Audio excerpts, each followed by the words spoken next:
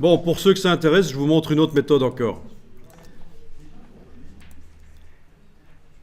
Là, je vais réenfoncer la touche W pour voir les structures. Voilà.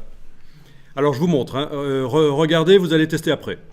Je prends un bloc image, un outil pour faire des blocs images. Je crée un bloc image ici. Je vais dans Fenêtre, Fenêtre utilitaire, Script. Regardez, vous allez faire après. Dans les scripts, vous avez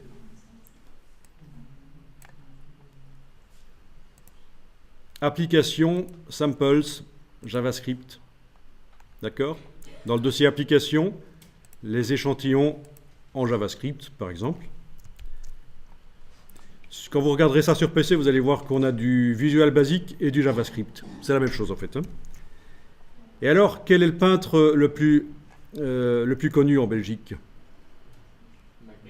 Magritte, voilà. Donc, vous prenez le script Make-Grid. Haha, je rigole. C'est juste un système pour que vous vous souveniez que c'est celui-là qu'il faut prendre. Et vous indiquez le nombre de rangées et de colonnes que vous voulez. Par exemple, 4 et 2, oui, 4 rangées de colonnes. Les options ici, on les garde comme ça, c'est bien. Ah, la gouttière, on peut la mettre à 0 si on veut. Voilà.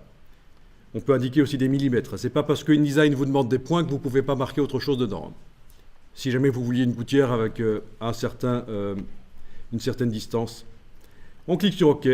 Et voilà, on a plein de blocs. À partir de là, open your eyes, ouvre tes ouilles.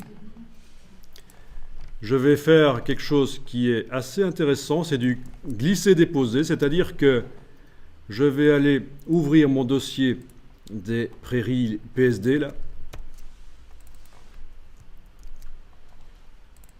L'afficher sous forme d'icône.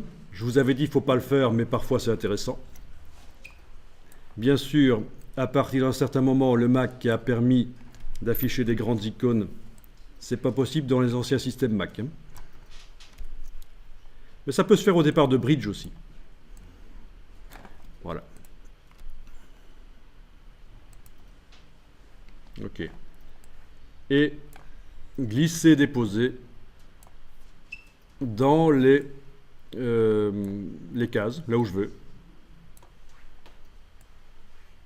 D'accord? À un certain moment, bien sûr, je vais devoir, avec la flèche noire, sélectionner les blocs et demander d'ajuster. Objet, ajustement, remplir le bloc proportionnellement, parce que vous avez vu qu'on ne voit qu'une partie de l'image, mais là, ça marche. Hein. D'accord? Les blocs, quand ils sont vides, on peut même décider à l'avance qu'ils vont ajuster.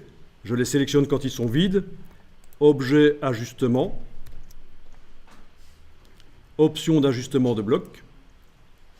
Et je vais dire, tiens, quand une image va arriver là-dedans, elle doit remplir le bloc proportionnellement. OK. Et normalement, les images suivantes que je choisis d'amener, elles vont surdimensionner. Voilà, ça marche. Pratique ça, hein, le glisser-déposer. Allez-y, testez ça si vous voulez.